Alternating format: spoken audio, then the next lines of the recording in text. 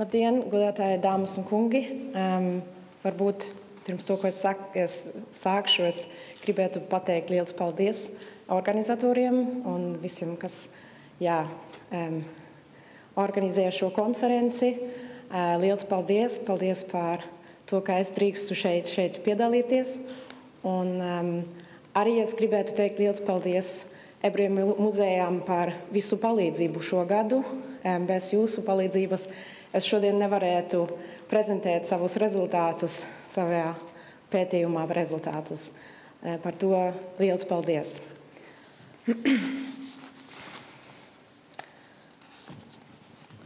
The title chosen for my today presentation is 50 years of the installation of the first memorial in Rumbula.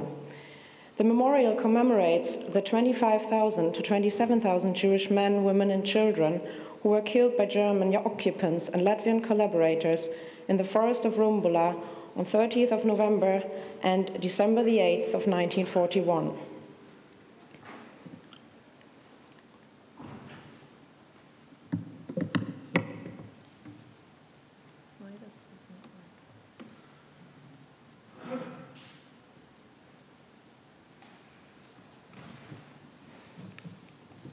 The memorial contains an inscription in Latvian, Russian, and Yiddish commemorating, and I quote, "the victims of fascism, 1941 to 1944. It is accompanied by a symbol of the hammer and sickle." I started my investigation on the memorial's history because three facts seemed striking to me. First of all, the memorial was erected in 1964, which is a very early moment in Holocaust commemoration. Second, it has a Jewish reference, which is not typical for memorials in the USSR. And finally, it is not a state memorial, but was erected by a private initiative of Jewish people.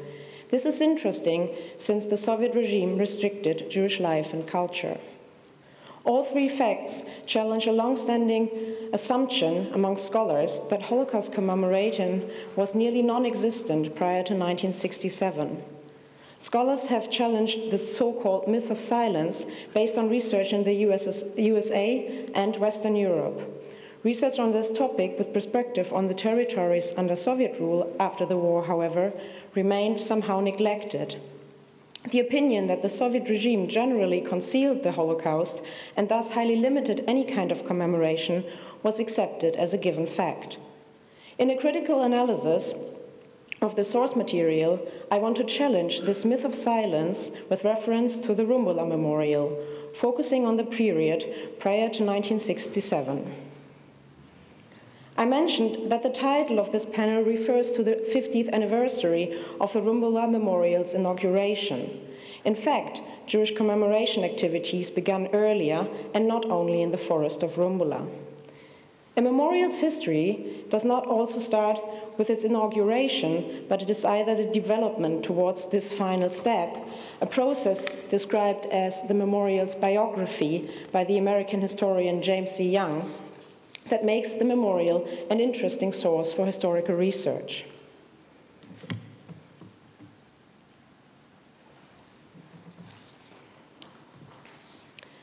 So today, I would like to talk about the early attempts of Jewish activists to commemorate the Holocaust and which limitations they faced in different periods in post-war Latvia. I will then discuss the initiative itself to create the Rumbula Memorial and who was involved in these activities. I will present new sources documenting the reactions of the Soviet authorities, and I will then end in my conclusion asking whether the memorial really embodied a symbol of Jewish Renaissance in Latvia.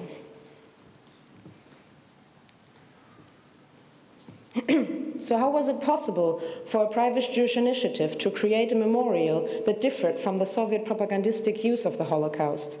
It is only possible to understand why the Rumbula Memorial is so outstanding when considering the situation of the Jews in post-war Latvia. Altogether, approximately 70,000 of the 90,000 Jews in Latvia were killed during the war.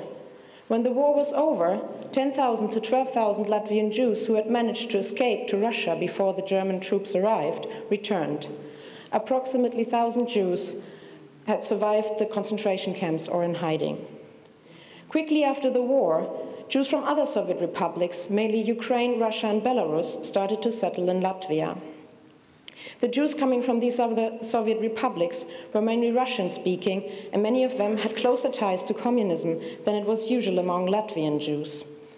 While the former were not very interested in commemorating the victims of the Holocaust, at least not the victims of the Latvian Holocaust, the Latvian Jews quickly started various commemoration activities. These activities were, however, not mainly conducted by the survivors of the ghettos and camp. They suffered from other difficulties in these times. Many had lost all their family members and friends, and they had to start their lives from all over again. Often they struggled with a permanent suspicion of collaboration put on them by the Soviet authorities. It is important to stress that the Jewish post-war activities were conducted by a small group within the Jewish community and also among the group of Latvian Jews. Who were these people? In order to understand their reasons and aims, I tried to trace back their personal backgrounds and stories, and it was noticeable that most of them had been involved in Jewish affairs already in the interwar period, and often they had been in conflict with the Soviet regime in earlier years. Quickly after the war, some of these mainly Jewish intellectuals met in private apartments and discussed ways to re-establish Jewish life in Latvia in a platform they called the Jewish National Center. The names of Max Orevich-Shatsanins and Bensians Kaplans are two examples of Jewish activists. Their files, examined in the Latvian State Archive, reveal that both had highly been active in Jewish cultural activities already before and during the war. Bensians Kaplans was later also one of the initiators in the creation of the Rumbula Memorial. Holocaust commemoration was also in the early post-war years an integral part of Jewish revitalization for him. He was head of a group planning to write an encyclopedia about Jewish life in Latvia with a respective chapter about the Riga ghetto, and there were attempts to create Holocaust memorials at Jewish cemeteries. These activities were not focused at Rumbula. In fact, the forest, which was in a very bad condition after the war, was not used for ceremonies at all. In the early post-war years, Rumbula was mainly interesting for some Latvian locals who desecrated the mass grave, searching for gold taken from the Jewish victims.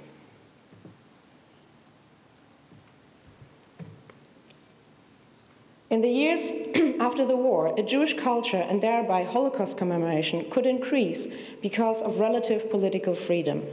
The rift emerging between the Soviet authorities and the Jewish activists grew with Stalinist repression beginning in late 1948. This interrupted nearly all Jewish attempts to revitalize Jewish life in Latvia.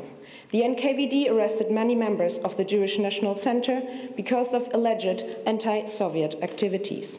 Also, Kaplans and Shatsanins became victims of these brutal arrests. During the Stalinist era, and in their immediate aftermath, it was thus not possible to visit or create places of Jewish commemoration.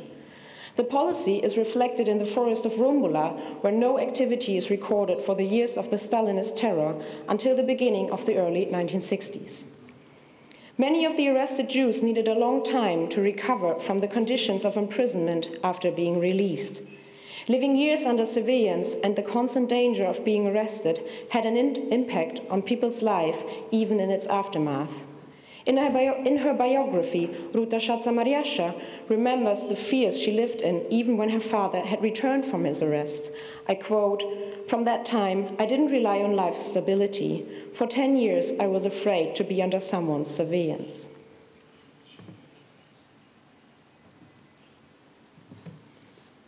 Only in the late 1950s, the last Jews arrested by the NKVD returned from prisons and labor camps. The process of de-Stalinization provided relative stability for the Jews in Latvia, although, as Karina Barkana has convincingly shown in her work, the situation was still far from being perfect. In this time, official commemoration of World War II changed, since the government needed new points of identification.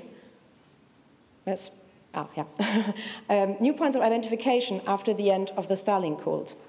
Focus was set on the unity of the victims. Of course, this does not mean to commemorate the Jewish Holocaust. A good example is the commemoration ceremony at Bitjaniki Forest, organized by the City Council of Riga in October 1962. At Bičanieki Forest, the Germans and their Latvian collaborators killed thousands of Jews, POWs, and Latvian partisans. The various ethnic and social backgrounds of these victims served the Soviet narrative of the victimized and so considered peaceful Soviet citizens. After this official meeting at Bičanieki, a group of Jewish people went to Rumbula. There they put a wooden memorial plaque on one of the trees that commemorated the victims of the massacre, which you can see here. This preliminary memorial remained until 1964. In the following years, the Jews organized first ceremonies at Rumbula without official permission. Gradually, more and more people participated. They knew about the meetings because of oral propaganda or small announcement handed out at the synagogue. Soon, many young people came to Rumbula regularly on Sundays to work at the place and to give it the dignity of a place of commemoration. For many, the forest became a place to meet other young Jewish people and to feel a spirit of unity. During the activities at Rumbula, discussions arose about how to commemorate the victims of the Nazi atrocities. They are reflected, among others, in discussions about different preliminary memorials that were erected before 1964. I here want to emphasize the discussions about a huge Magen David that was erected and then disappeared in 1963, which you can also see on the slide. Some Jews were worried because the big star was visible from the railway close to the forest. Every traveler on the trains to Riga would inevitably see it, and this was likely to cause trouble with the Soviet authorities. Some Jews criticized the star as being an advertisement for Zionism and not the right symbol to commemorate the victims of the massacre. This kind of critique did not come out of the blue. Many of the activists at Rumbula indeed were Zionists and did not hesitate to admit that Rumbula was a place where they could, and I quote, educate through Zionist propaganda. It took the activists more than 2 years to find enough financial support to build the first long-standing memorial. They acquired money only from private donations. In 1964, they could inaugurate the first officially accepted memorial. Unfortunately, no files, letters, or other sources documenting the process of the memorial building were discovered. But the inscription, which you can see, to the victims of fascism, 1941 to 1944, joined by hammer and sickle, is highly likely to have been the result of long discussions with the Soviet authorities. The Soviet generalization of victims was even exceeded in the inscription of the second stone, inaugurated at Rumbula in the same year, which does not contain a Yiddish version. And I'm just going to read it in English, the text that you can see. In the years 1941 to 1945, here in Rumbula's forest, 50,000 Soviet citizens, political prisoners, prisoners of war, and other victims of fascism were brutally executed and shot.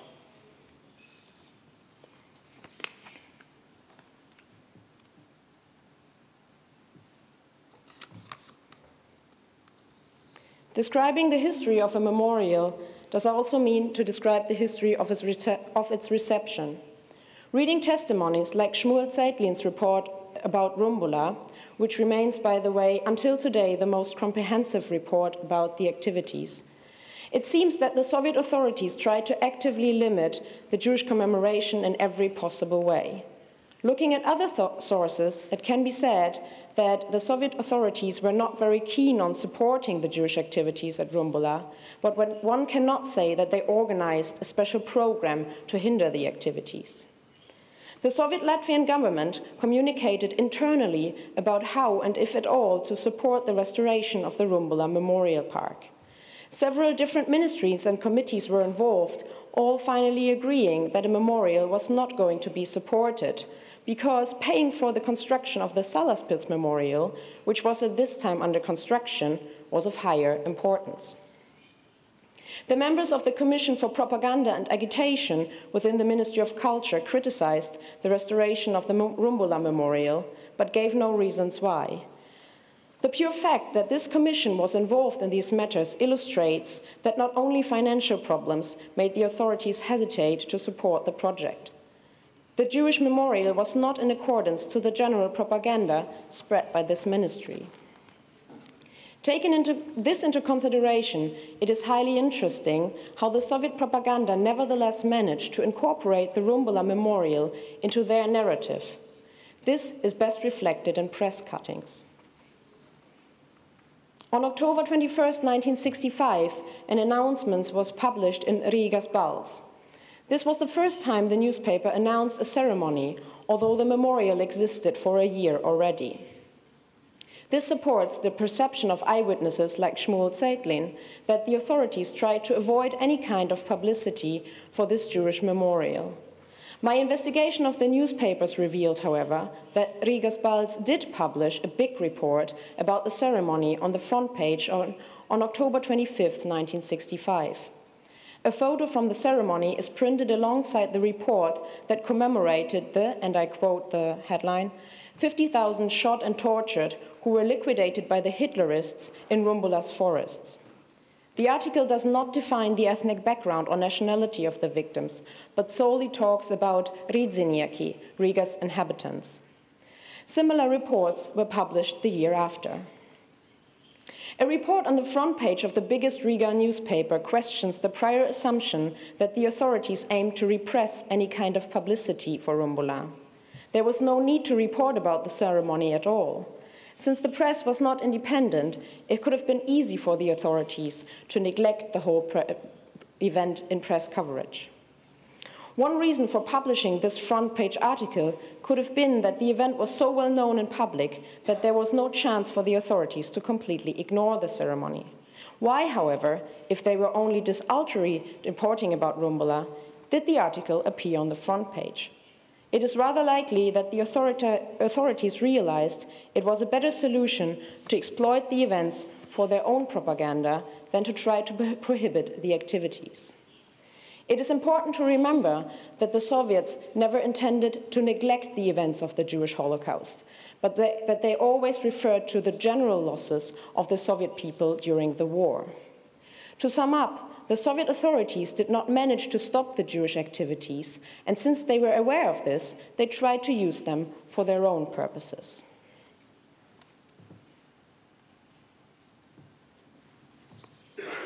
By writing this biography of the Rumbula memorial, the myth of silence could be dismantled with regards to the Jewish commemoration activity in post-war Latvia. It is proven that Jews in Latvia talked about the Holocaust and wanted it to be commemorated. During this research, however, another issue occurred to me to be highly interesting. Reading the testimonies of Jewish activists and discussing the matter with other historians, Rumbula, first of all, occurred as a shining symbol of Jewish unified commemoration and as a symbol of Jewish life in post-war Latvia. Rumbula definitely was important for the revitalization of Jewish life in the country, but by far not for all Jews in Latvia. As mentioned, most of the Jews coming from other Soviet republics were not involved in the activities. It is even more interesting that even many Latvian Jews were not active at Rumbula. Quickly, a Zionist dominance about the activists became very obvious. How can this high percentage of Zionists be explained? I would here like to quote the French sociologist Maurice Halbwachs, who stated about the human tendency to interpret the past based on our present views, and who stated that our mind commemorates the past in the present and under the pressure of present society. Jewish Holocaust commemoration in Soviet Latvia reflects this tendency. For those Jews who had been involved in Jewish activities already before the war, commemoration of the victims did not only mean to mourn for lost lives, but also to show that there were still people there who wanted to do so. They wanted to show that Jewish life in Latvia still existed.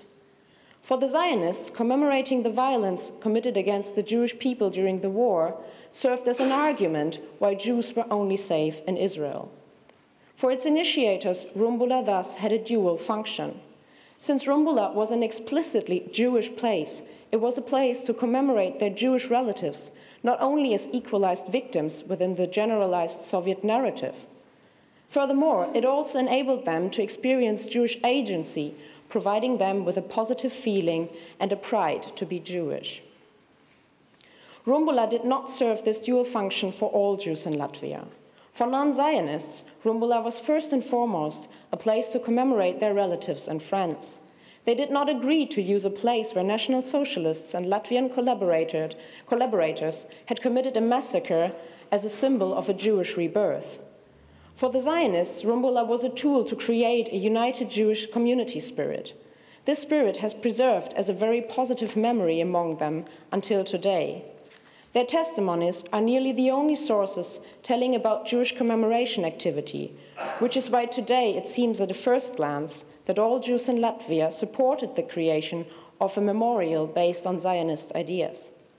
I therefore argue that the Rumbula Memorial seems to show a Jewish unity that did not exist in Latvia. This does by no means diminish the achievements of the Jewish activists. It is rather another example displaying the destructive impact the totalitarian regimes had on the Jewish community of this country. The fact that the Jews nevertheless created this memorial makes Rumbula an outstanding example of Jewish agency in the Soviet period, commemorating an event that shall never be forgotten. Liels paldies jums.